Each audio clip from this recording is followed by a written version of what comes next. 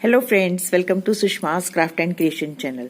Friends, आज मैं आपको एक और सुंदर सी सुई के साथ लेस बनाना सिखाऊंगी जो कि बहुत सिंपल है और सुई के साथ बनाई जाती है। तो इसके लिए जो मैं थ्रेड यूज करी हूँ वो एंकर की गुच्छियां हैं, जैसे कि आप देख रहे हैं।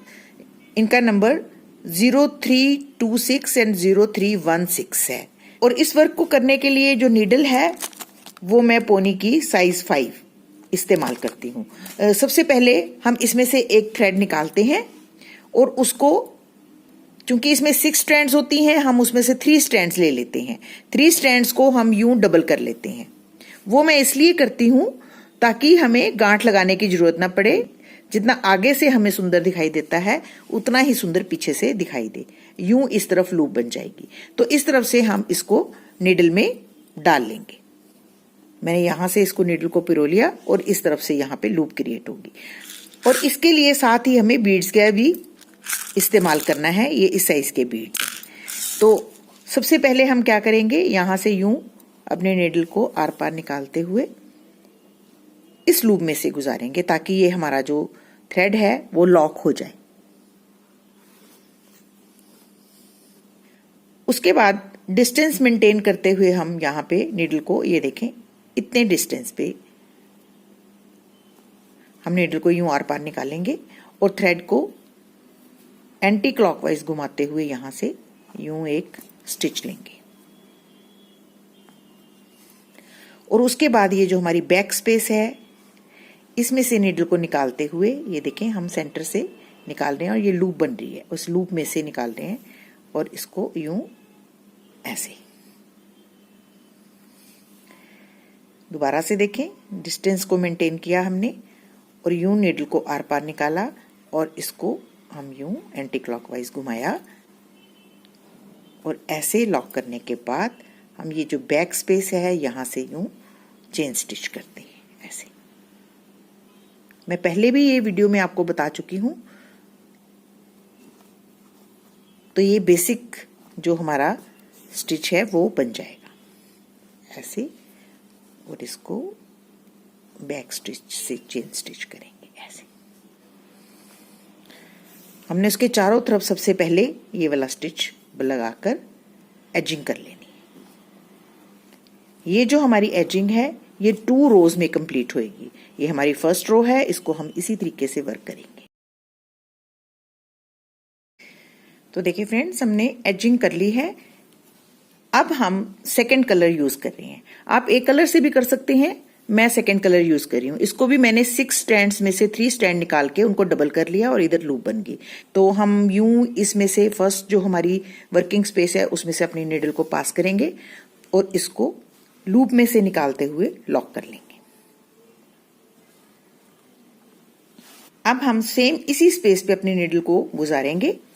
गुजारने के बाद ये वाली जो हमारी थ्रेड है इसको हम यूं 1 2 एंड 3 टाइम रैप करेंगे। रैप करने के बाद हम नीडल को खींचेंगे।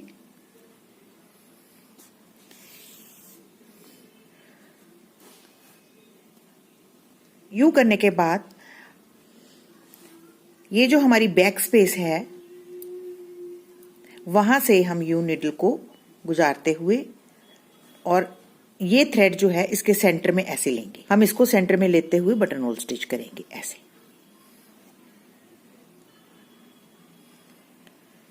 एक बार और ये सेकंड टाइम दोबारा।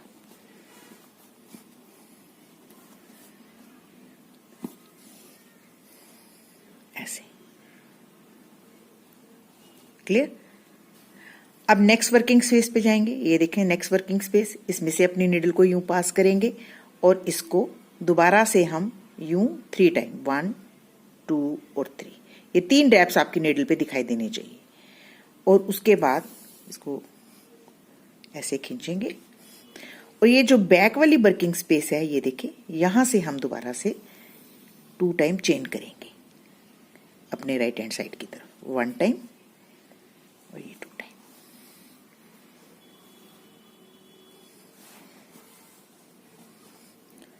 जब ये 2 वीज बन जाएंगे उसके बाद हम नेक्स्ट वर्किंग स्पेस पे दोबारा जाएंगे और सिंपली इसको एक बार यूं लॉक कर देंगे। थर्ड स्पेस पे हम इसको लॉक करेंगे। लॉक करने के बाद हम बीड पिरोएंगे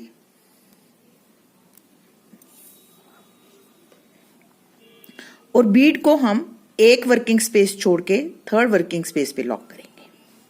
लॉक करने का तरीका वही, नीडल के ऊपर से हम यूं अपना स्टिच लेंगे और ऐसे इसको लॉक कर देंगे।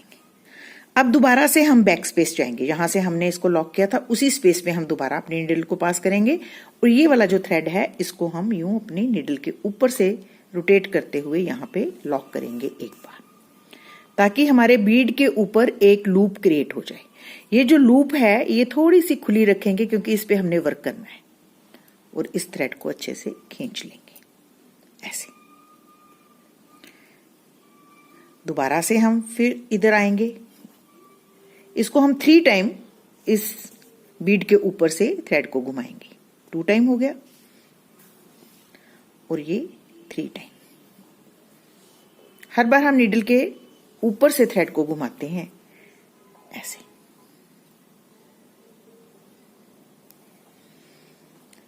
तीन बार घुमाने से हमारे यहां पे एक लूप क्रिएट हो जाएगी बीड के ऊपर। इस लूप पे हम अब वर्क करेंगे। सबसे पहले तो हम 5 टाइम इसके ऊपर सिंपल बटन होल स्टिच करेंगे। ये देखिए, second time, third time, 4 and 5।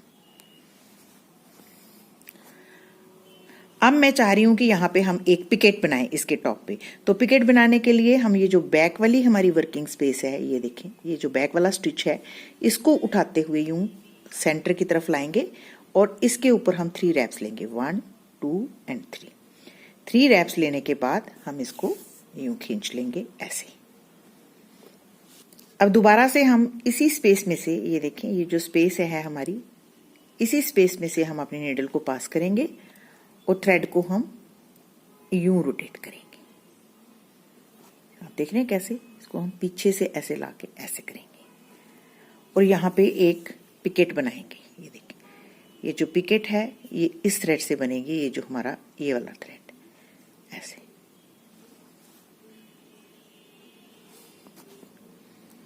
Picket बनाने के बाद हम remaining 5 time button whole stitch करेंगे। 1 2 3 4 एंड 5। यूं 5 टाइम बटन होल स्टिच करने के बाद आप देख रहे हैं ये बहुत अच्छी बीड के ऊपर एक फ्रिंज सी बन गई है जो बहुत देखने में खूबसूरत है। अब इसको हम यहाँ पे इसी पॉइंट पे लॉक कर देंगे। लॉक करने का तरीका वही, हम बैक से ऐसे ले आके नीडल को ऐसे इसको यहाँ लॉक कर देंगे। अब दोबारा से देखें एक बार, मैं फिर आपको समझाती हूँ कि मैं कैसे वर्क करती हूँ। हम नेक्स्ट वर्किंग स्पेस पे जाएंगे।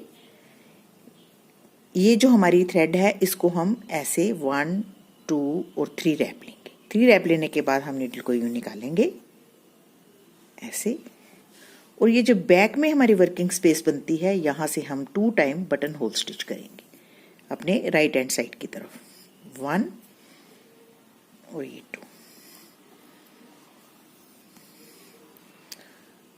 ऐसे।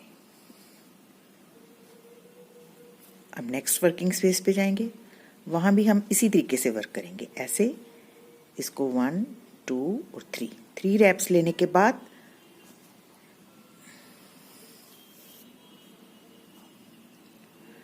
हम इसको यूं खींचेंगे और ये बैक जो हमारी वर्किंग स्पेस है यहां से हम 2 टाइम चेन स्टिच करेंगे, 1 और 2।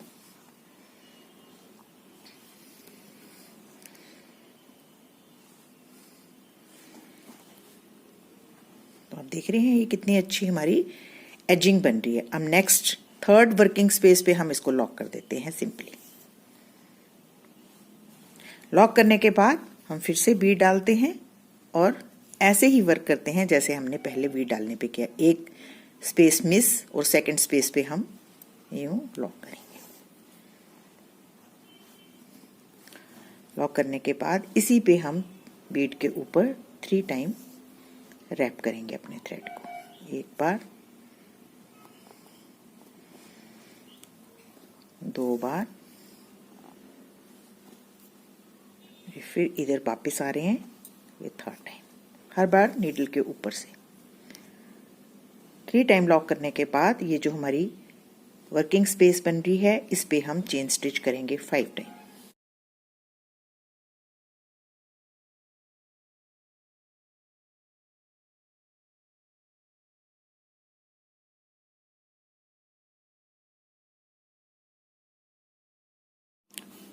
यूं बनाने के बाद फिर हम इसको नेक्स्ट वर्किंग स्पेस पे लॉक करेंगे। बस यूं ही हम इसको बनाते हुए आगे को वर्क करेंगे। तो देखिए हमने यहाँ पे 3 बार इस बीड के ऊपर रैप कर लिया है। अब ये थ्रेड हमारा थोड़ा रह गया है, इससे पूरा वर्क नहीं होगा तो हम इसको यहीं छोड़ देंगे।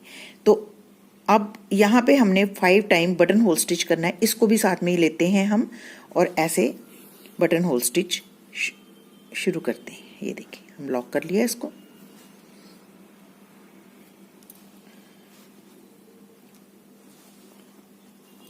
लॉक करने के बाद हम इसके ऊपर बटन होल स्टिच करते हैं।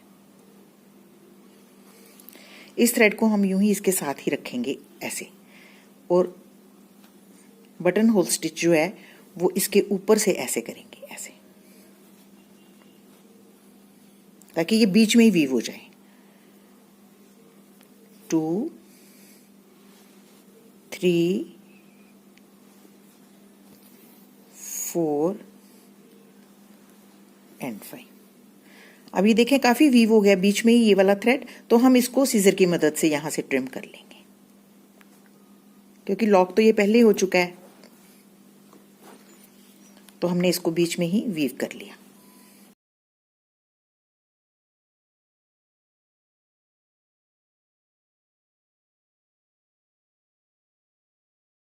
तो आप देख रहे हैं कितने अच्छे तरीके से हमारा थ्रेड जो है वो नया अटैच हो गया और पीछे भी हमारा उतना ही सुंदर मोटिफ बन रहा है, कोई गांठ नहीं आ रही। तो इसलिए ये मेथड जो है वो सबसे इजी है और सुंदर भी है। तो आप इसी तरीके से अब आगे वर्क करते रहें। पहले हम इसको नीचे लॉक लगा लेंगे और फिर आगे हम इसी तरीके से वर्क करेंगे जैसे हम पहले कर रहे थे। तो देखिए फ्रेंड्स, ये कितनी ब्यूटीफुल एजिंग बन रही है।